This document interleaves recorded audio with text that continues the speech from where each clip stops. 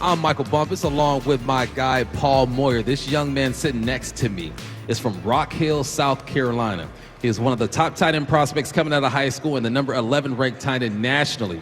He had offers from Arkansas, Ole Miss, North Carolina, South Carolina, and Virginia Tech, but decided to go to the University of Alabama. There, he was a 4-year letterman, playing tight end and helping pave the way for guys like Jalen Milroe.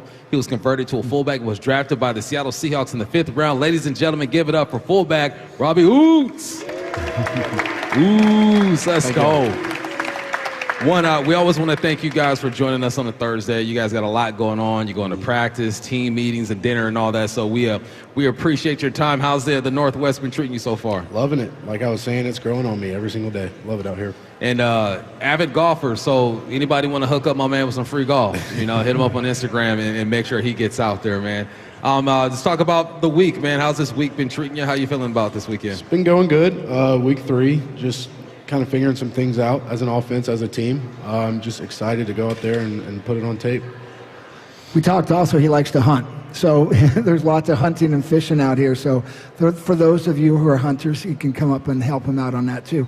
Talk about this transition. Tight end, you kind of played an H-back or off the ball a bunch too, it looked like in Alabama. Mm-hmm. How big of an adjustment is that, though, just to move all the way behind the quarterback and center? It's a good bit of an adjustment, I would say. I did do a lot of things similar to what I'm doing now, just kind of off the ball, kind of motioning back and forth, a lot of power scheme type stuff. But I never really looked at it from the running back's perspective. I was always from the tight end's perspective. So now, with the help of Coach KP, he's really helped me to key in on the structure of the defense and what my read key is, and kind of look at the world a little bit differently from a running back's perspective, if you will. So. Well, the world opened up last week. There's been a lot of not just press but social media. Your 2 pancake blocks, and I think that's what they had in mind when they got you. But when you came out, did you think it was going to be tight end? There's not a lot of fullbacks in this league. And obviously when the Seahawks got Kubiak, they had talked about having a fullback. So 2 things on that. Did you think it would be tight end? And my guess is, the Seahawks certainly were chatting with you. I knew that if the Seahawks took a chance on me, it was going to be for fullback. Everything that they had talked about, they needed a fullback. The Kubiak system thrives around a fullback. But it was a little bit around the league, a little bit of third tight end, goal line, blocking tight end versus fullback. So kind of 50-50, if you will. How did that determine your preparation for the combine and all that stuff? Were you going through fullback drills already? Were preparing for tight end? What was that like? Well, the combine drills, thank God I don't have to do that ever again. It's the worst. It's not football. Yeah. It's underwear Olympics. Exactly. Is what they like to call it. Exactly. So, you can go out there and you can work on your agility and 40-yard dash all you want, but until you put the pads on, you're never going to get that training, that cross training. So I just try to work on, bettering myself every single day, and in whatever challenge I was thrown, just conquer it. I want to take you back to college for a little bit. You come from one of the greatest universities to play football. Mm-hmm. And week 1, man, they was ready to kick the ball out that thing, man. What was that like for you? Because you understand the process and how it is to build a team and culture and whatnot. What was it like for you during those times? It's tough, coming out, having a big game week 1 like that in college, because you don't get a preseason. We get a preseason. So you have no clue kind of what kinks you need to work out as a team. So, it looks like they're turning it around now. They're kind of hitting their stride heading into week 4 for them. But, it's tough like that, just coming out the gate and just having a big matchup right away. Yep. I was blessed to have some great coaches. Hall of Fame coaches. But Nick Saban is kind of like Bill Belichick. They're at another level. And Nick, man, the consistency he did, it's truly remarkable. Obviously, great recruiter. You guys had phenomenal athletes, but there's a lot of great athletes out there. What is it, the one thing? I don't know if there's one thing, but what is it about Nick that makes him so special, that gets everything out of his guys? He was just good at teaching his players to be comfortable with discomfort. Just whenever there's pain, whenever there's discomfort, we've been there, we've done that, we thrive in this situation. and we're gonna inflict our will upon you in this situation. And that's kind of what he built his culture and his process off of. So, hard fourth quarter training, really hard fall camp, all of that just kind of set up to carry out his process. Can it be duplicated? And tell me what Mike Macdonald is all about. So the first part, can it be duplicated? It's kind of hard to now in the current landscape of college football because, you got NIL and transfer portal and whatnot. This was back, Saban built his program in a day where guys couldn't really change schools that often. So it's definitely a little bit harder to do that nowadays, but it could still be possible. And what was the second part? Just the transition. I think Mike Macdonald's a great coach already in his second year. Just, what he brings to the table. What's different about him, and what, give me that one thing that really makes him special. Yeah, I think Coach Mike has a lot in common with Coach Saban. I think they're both kind of hard-nosed defensive style coaches, and I really like how Coach Mike we don't take any days off. Like, we're out there in pads, like when other teams in the league are doing this, doing that, we're getting our work in. And I love that. And, him just being personable as a coach is huge too.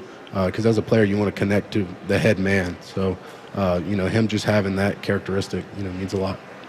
When I was getting ready for the league, the first thing I kept hearing about was the speed is going to be faster. Now, I played football in the day. You were just a baby.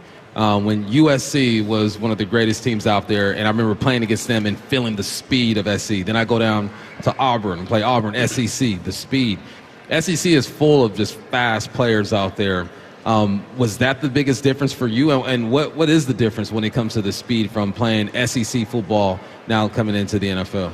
Yeah, the play speed is definitely a lot different. I mean, the SEC is probably the closest you can get to it, but I mean, it's still night and day. It's college ball versus pro ball. And the other thing is just you're going against trained professionals that have been doing this for years, decades even. We got some guys on defense. And it's just they play so fast and they have all these moves that they go to and they see things before they happen. And that's a whole nother element on top of the game speed. So it's kind of a multi-tiered thing there. Was your big hit last week kind of like your moments where you realized, all right, obviously you can do this, but I can take this to another level? Because obviously you've been doing your job, blocking guys and stuff, but, we have those moments sometimes where you're like, oh, hell yeah, let's get this. Yeah, definitely. A little bit of a wake-up call. Yeah. Well, when I came into the league, you were just a thought. But when I came to the league, vertical leaps, if you had a 36-inch vertical leap, you were a superior athlete. 40 was unheard of. We had Gray Zabel on a couple weeks ago. He's 36.5-inch vertical in the combine. I mean, it's unbelievable. You're 270 pounds combine. You go 34 inches. So that means you're an athlete. What other things did you love to do? Did you think football, was that your sport in growing up, or was something else? It was football and swimming for a while there. Get out of here. Yeah. Swimming? I swam for 10 years competitively year-round, and it got to a point where I had to choose football or swimming, and I think I chose right. So, how much were you weighing when you were swimming? That's usually a lean it was sport. Yeah, $180, okay. 200. So you're not ninth grade, yeah. So that's impressive. So it was just swimming and football? Swimming, football, a little bit of basketball in there. Wasn't very good, just like to dunk and foul people pretty much. But yeah, pretty much those three. That's impressive. I think it's the first swimmer we've ever had. First one ever. We've been doing this for about 6-7 years now. First one we've had for awesome. Sure. You come from a family of athletes? Yeah, you could say that. Who? Give me the profile. I had a great uncle, played some college ball at Auburn, and then my sister was athletic. Could have swam in college, didn't, but not pro athletes or anything like that. But just athletic people. What's it like? I guess you being the first pro in your family. Have they been up to any games? Yeah. Yep. Yeah. My dad's been here. He was here last week, or the home game the week before last. And Mom and Dad are coming back out for Tampa in October. Nice. So, what do you like to do in your free time and your downtime, other than just watching film? Love to golf. Already mentioned that. Love to talk to the boys back home. Buddy at Tennessee, he's playing right now. He's having a great season.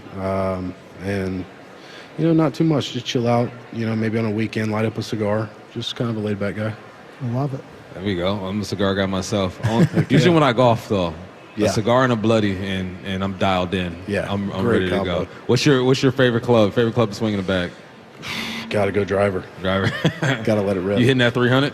Oh, yeah. Yeah. Oh, yeah. All right. Come on, man. Hey, but he ain't played golf out here in the spring No, yet. but That the ball gets trees. no roll. Out here. Well, That thing's the gonna trees plug. get in the way of those drives as well. So I don't know. Well, that's good, man. Well, hey, we appreciate your time, man. We're looking forward to seeing you just keep growing and thriving, man. Give it up one more time for Robbie Ouzts. Thank y'all. All right.